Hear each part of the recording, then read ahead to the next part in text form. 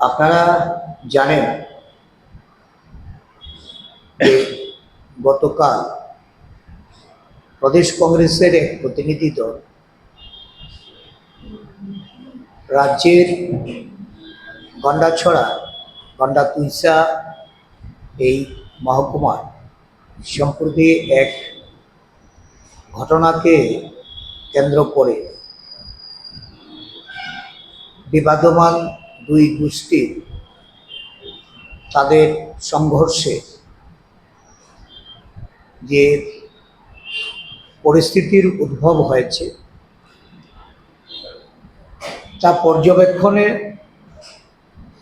কংগ্রেস দলের পক্ষ থেকে আমাদের 8 জনের এক প্রতিনিধি দল আমরা গন্ডাছড়ার উদ্দেশ্যে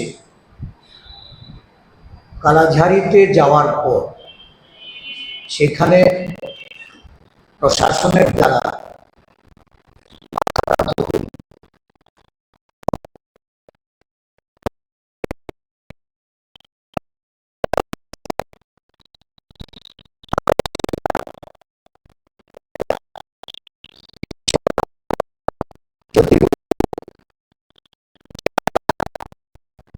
প্রশাসনের কাছ থেকে প্রয়োজনীয় অনুমতি সাপেক্ষে আমরা 4 বার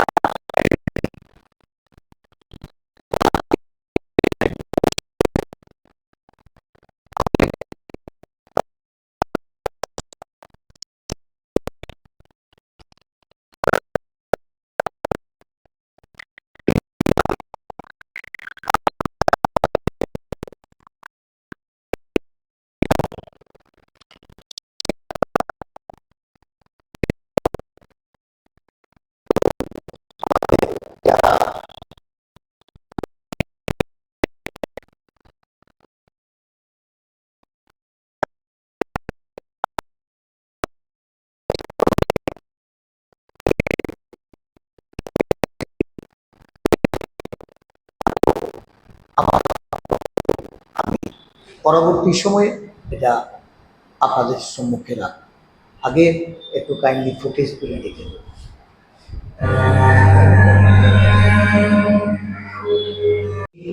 ঘটনায়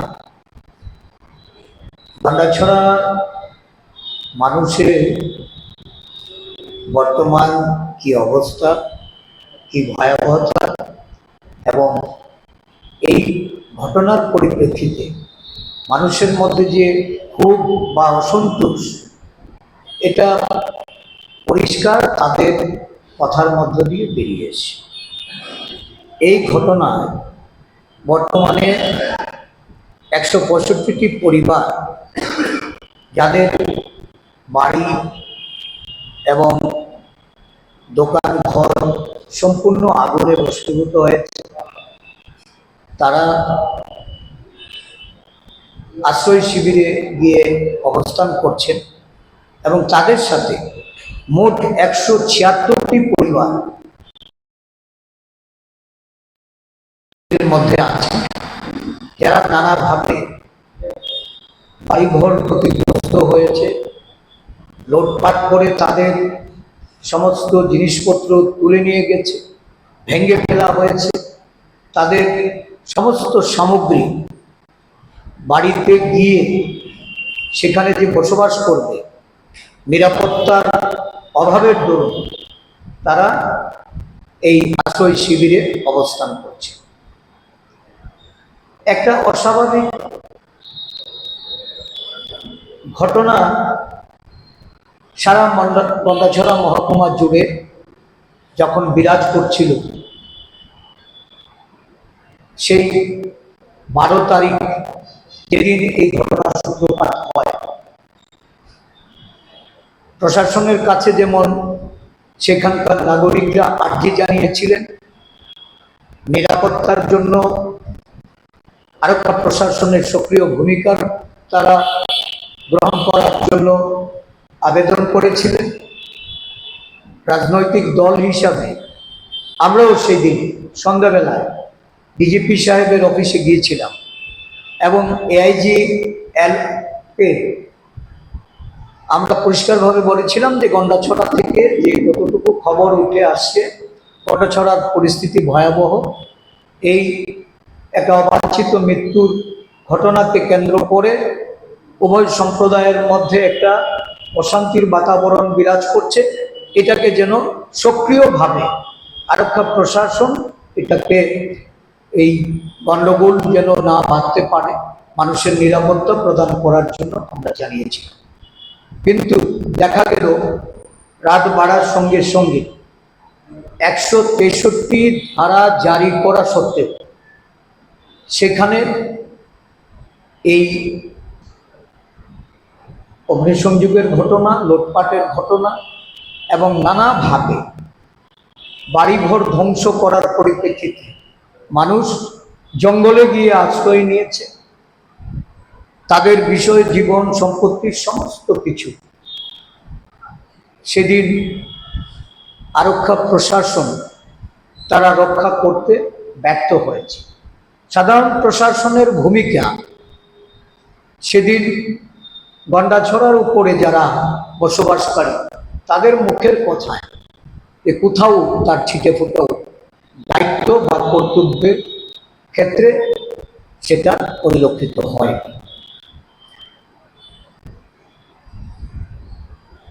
আরক্ষা প্রশাসনের যারা কর্তব্যরত ছিলেন তাদের সামনেই বাড়িঘর জ্বালানো হয়েছে, লুটতরাজ করা হয়েছে। গবাদি পশু থেকে শুরু করে যানবাহন, বিভিন্ন দোকানের মালপত্র থেকে শুরু করে সমস্ত কিছু হয় অগ্নিসংযোগ করে সেটাকে ক্ষয়ক্ষতি করা হয়েছে, আর নয়তো লুট করে সেখান থেকে নিয়ে গেছে। দেখা গেছে পুলিশের ভূমিকা ছিল ওই ক্যামেরা দিয়ে, মোবাইল ক্যামেরায় ভিডিওগ্রাফি করা, কোথাও কাউকে বাধা প্রদান করা হয়। এবং তাদের বক্তব্য, যারা ক্ষতিগ্রস্ত পরিবারের মানুষ তারা পরিষ্কার বলেছে পুলিশের সক্রিয় ভূমিকা থাকলে তাহলে এই ঘটনা এড়ানো যেত এবং মানুষকে এতটা ক্ষয়ক্ষতির সম্মুখীন হতে হতো না।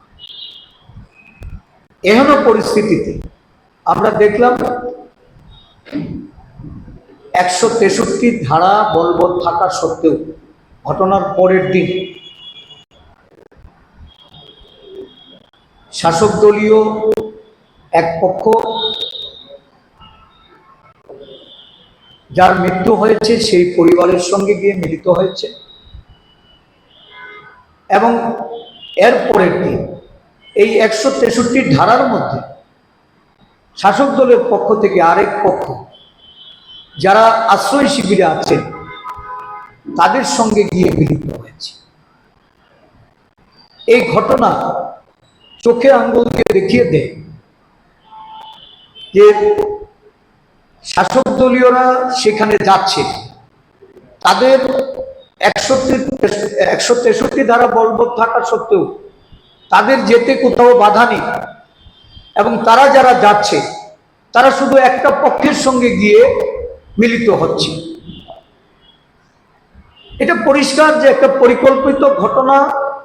সেখানে মণিপুর ধাঁচে দুটি সম্প্রদায়ের মধ্যে একটা হিংসাদীর্ণ পরিস্থিতি তৈরি করার জন্য দুটি সম্প্রদায়ের মধ্যে সেখানে দাঙ্গা বাঁধিয়ে এই রাজ্যটাকে মণিপুর ধাঁচে এখানে পরিচালনা করার জন্য এই দাঙ্গা পরিস্থিতির সূচনা। যেতে চাইছে, পীড়িত মানুষের কাছে গিয়ে পৌঁছতে চাইছে। শুধু সমবেদনাই না, পীড়িত মানুষজনের তাদের কতটা আমরা সহযোগিতা করতে পারি, প্রশাসনকে কিভাবে সেখানে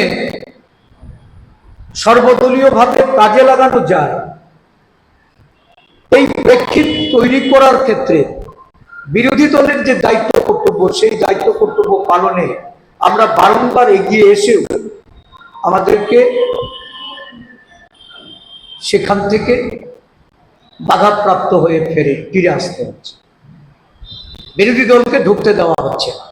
কি এমন কারণ থাকতে পারে যেখানে শাসক দলের প্রতিনিধিরা গেছেন, তাদের সাথে যারা মিলেমিশে আছে তারা গেছেন, কিন্তু বিরোধী দলকে সেখানে যেতে দেওয়া হবে না? কি লুকানোর চেষ্টা হচ্ছে? কি এমন সেখানে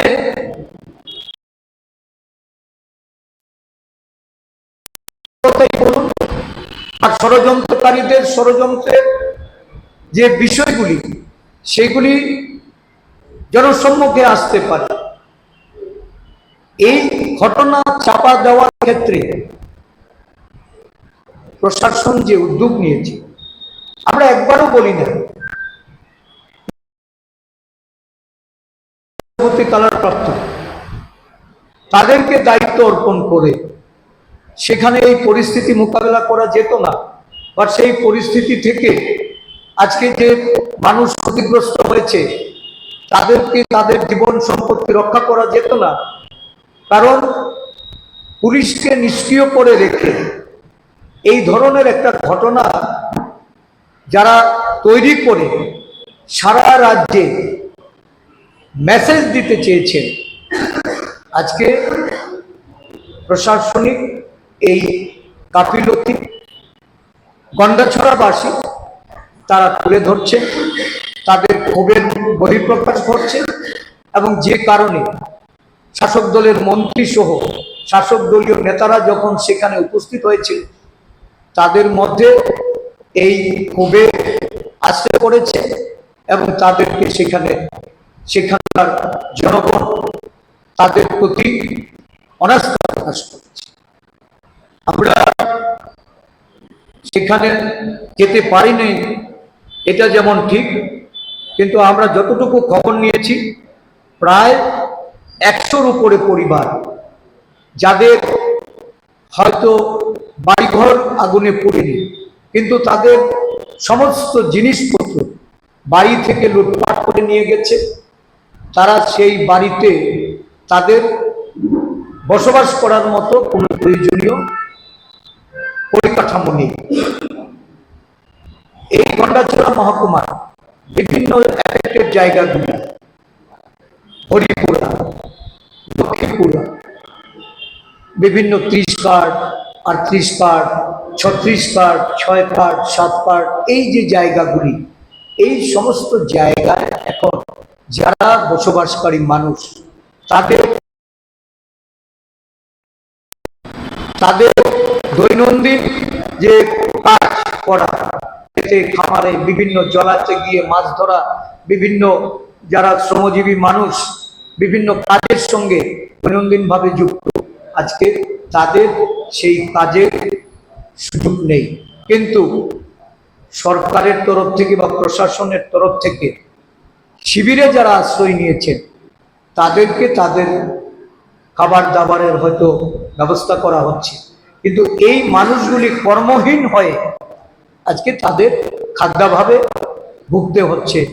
এই হলো পরিস্থিতিতে বিরোধী দলের প্রতিনিধিরা সেখানে যেতে পারবে না, কারণ সরকারের যে এখানে ব্যবরু অবস্থা সেটা বেরিয়ে আসবে বলেই সেখানে যেতে দেওয়া হচ্ছে না। আমরা প্রথমত এই যে শিবিরে থাকা যাদের বাড়িঘর অগ্নিকাণ্ডে বা দোকান ঘর নষ্ট হয়েছে, তাদের ক্ষতিপূরণ বাবদ 25,000 টাকা করে যে অনুদান দেওয়া হয়েছে, বলা হয়েছিল তাদের ঘর বাড়ি পুনর্নির্মাণ করার জন্য সম্পূর্ণ সেখানে অর্থ তাদেরকে প্রদান করা হবে, কিন্তু মূলত 25,000 টাকা নিয়ে তারা তাদের ঘর বাড়ি পুনর্নির্মাণ করার কোনো ধরনের সুযোগ তাদের কাছে নেই। তাছাড়া অন্যান্য যারা বাড়িঘর লুটপাট হয়েছে তাদেরও কোনো অর্থনৈতিক অনুদান না দেওয়ার দরুন তারা বাড়িতে গিয়ে স্বাভাবিক জীবনযাত্রা করার তাদের কাছেও আর কোনো সহায় সম্বল নেই। প্রশাসন সঠিক মূল্যায়ন করে তাদের অর্থনৈতিকভাবে সহায়তা প্রদান করার জন্য তাদের যে ডিমান্ড, এই ডিমান্ড ফুলফিল করার আমরা আবেদন রাখছি। আমরা দাবি রাখছি যে প্রত্যেকটা পরিবারকে, ক্ষতিগ্রস্ত প্রত্যেকটা পরিবারকে তাদের আর্থিক সহায়তা করে তাদের সেখানে স্বাভাবিক জীবনযাত্রা শুরু করার জন্য ব্যবস্থা করে দিতে হবে। আমাদের এই এখানে যে 336টি পরিবার যারা শরণার্থী শিবিরে আছে তাদেরকে সম্পূর্ণ পুনর্বাসন দিয়ে তাদের ঘর দূর তৈরি করার জন্য ব্যবস্থা করে দিতে হবে। সুরক্ষার যে পুলিশ ক্যাম্প, এসপিও ক্যাম্প একসময় ছিল, সেগুলি তুলে নেওয়া হয়েছে। যেমন আমাদের কাছে যেটা আমরা যতটা জেনেছি যে সেখানে 30 কার্ড, 36 কার্ড, 6-7 কার্ডে বনকর ঘাট, শর্মা চমনিতে, এমআর দাসপাড়া, আমাদের 20 কার্ড যেটা হরিপুরা, যেটা একটা বিশাল জনবসতি সম্পন্ন এলাকা, এই সমস্ত এলাকাতে সেখানে ক্যাম্প বসিয়ে নিরাপত্তার ব্যবস্থা করে। আসল ঘটনা হলো শাসক দলীয় যে যুব মোর্চা, বিভিন্ন দলের তাদের সঙ্গে যারা আছেন, আইপিএফটি বা তীব্রামথা দলে যুবকদের, তাদেরকে দিয়ে একটা স্থানে মেলা সংগঠিত করা হয়েছে। যে মেলাকে কেন্দ্র করে আসলে ওই অঞ্চলটাতে আগে কখনো মেলা বসে, এই মেলাটা এবারই প্রথম সেখানে তারা প্রশাসনের তরফ থেকে অনুমতি দেওয়া হয়েছে। এবং যেদিন থেকে এই মেলা শুরু হয়েছে প্রতিদিন সেই মেলাতে ছোটোখাটো বিভিন্ন ঘটনা সেখানে ছিল। নানা ধরনের অসামাজিক কাজকর্মের জন্য ওই মেলায় পুলিশি প্রহরা থাকা সত্ত্বেও এই গণ্ডগোলের সূত্রপাত প্রতিদিন হয়েছে। প্রশাসন কোনো স্টেপ নেয়নি, মেলা বন্ধ করেনি। এবং এই ধরনের ঘটনা যখন ঘটল তখন সম্পূর্ণভাবে এই মেলা কমিটি যারা শাসক দলের সমর্থক, তাদের কোনো ভূমিকা ছিল। আজকে এই মেলাকে কেন্দ্র করে যে ঘটনার সেখানে ঘটেছে, এটা ইতিহাস। 80 সালের দাঙ্গাতেও এই গন্ডাছড়া মহকুমা শান্তি সম্প্রীতি কোনো ধরনের ছিট ধরে, সেখানে উভয় সম্প্রদায়ের মানুষ একসাথে বসবাস করেছে। বিভিন্ন সময়ে উগ্রবাদের কারণে নানা ঘটনায় এই রাজ্যে সংগঠিত হলেও এই গন্ডাছড়া মহকুমায় উভয় সম্প্রদায়ের মানুষ তারা সম্প্রীতিতে বসবাস করে আসে। এই প্রথম এই ধরনের একটা ঘটনা মেলাকে কেন্দ্র করে। আর এই প্রশাসনের নির্বাক ভূমিকা, নিষ্ক্রিয়তা, পুলিশি নিষ্ক্রিয়তা, পুলিশকে প্রশাসন নিষ্ক্রিয় করে রেখে এখানে এমন একটা ঘটনা উপস্থাপনা করার পরেও প্রশাসনের কোনো কর্তা ব্যক্তি, না রাজ্যপাল মহোদয়, না রাজ্যের মাননীয় মুখ্যমন্ত্রী, না এই রাজ্যের চিফ সেক্রেটারি, না পুলিশের ডাইরেক্টর জেনারেল অফ পুলিশ, কোনো উচ্চপদস্থ আধিকারিকরা বা এই রাজ্যের জনপ্রতিনিধিরা তারা কেউ যান না। আমরা অতীতে দেখেছি সাধারণ ছোটখাটো ঘটনায় মুখ্যমন্ত্রীকে ট্রেন যুগে সেই ঘটনাস্থলে পৌঁছে। আমরা দেখেছি বিভিন্ন ঘটনায়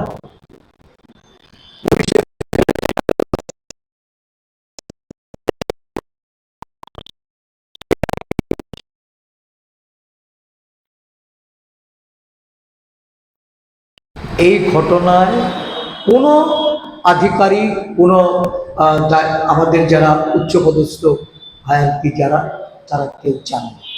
এবং এটা প্রমাণ করে যে এই রাজ্যে একটা গভীর ষড়যন্ত্র তৈরি করে সাম্প্রদায়িক যে সম্প্রীতি বিনষ্ট করা একটা গভীর ষড়যন্ত্র শুরু হয়েছে। আমরা এই বিষয়ে জনগণকে যেমন জাগ্রত করছি, গন্ডাছড়াবাসী যারা নিপীড়িত, যারা আশ্রয় শিবিরে আছেন, বিভিন্ন সম্প্রদায়ের মানুষ যারা আজকে আশঙ্কাগ্রস্ত, আমরা তাদের পাশে আছি। আমাদের চেষ্টা থাকবে। আমরা দেখলাম আজকেই যে এই যে অর্ডারটা বের করা হয়েছে, এটা আগামী 28 তারিখ অবধি সেখানে মানে তারাই মুখে বলছেন যে সেখানে বাজার হাট করেছে, স্বাভাবিক জীবনযাত্রা শুরু হয়েছে, গন্ডাছড়া শান্তি বিরাজ করছে, গন্ডাছড়া প্রশাসন সেখানে স্বাভাবিক অবস্থা ফিরিয়ে নিয়ে এসছে, কিন্তু বিরোধী দলের প্রবেশাধিকার নিষিদ্ধ করা হয়েছে। গতকালকে আমরা তাদের যে এই যে 163 সেকশনে 5 জন একসাথে যেতে পারবে না, আমরা 4 জন যেতে চেয়েছি। আমরা 4 জন সেখানে প্রবেশ করে পরিস্থিতির খোঁজ খবর নেওয়া এবং পীড়িত মানুষের পাশে যাওয়া, তাদেরকে সমবেদনা জানানো, তাদের প্রয়োজনীয় যে দাবিগুলি সেগুলি সম্পর্কে বিরোধী দল হিসাবে আমাদের দায়িত্ব পালন করতে আমরা চেয়েছি। সেখানেও কোনো অনুমতি পাওয়া যায়, আমাদের প্রতিহত করা হয়েছে। এর থেকে পরিষ্কার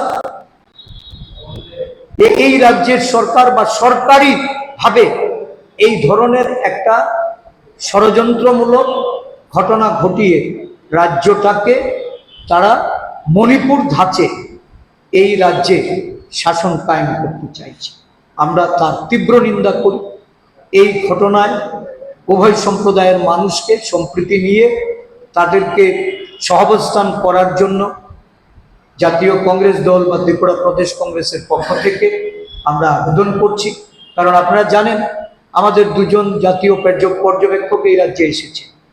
আমরা প্রশাসনের কাছে অনুমতি চেয়েছি এবং আমাদেরকে অনুমতি প্রদান করেও পরবর্তী সময়ে সেটা বাতিল করা হয়েছে। আমাদের কেন্দ্রীয় নেতৃত্ব সেখানে যেতে পারেনি।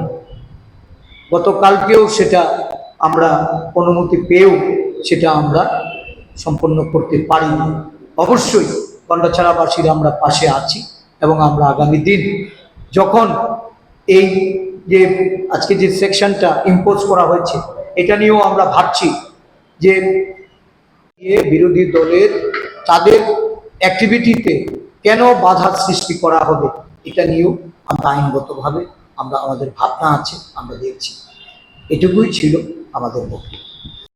আমাদের মাননীয় বিধায়ক সুদীপ রায় বর্মন, প্রাক্তন বিধায়ক অশোক দেববর্মা, আদিবাসী নেতা শব্দকুমার জামাতিয়া, যুব কংগ্রেস সভাপতি, আমাদের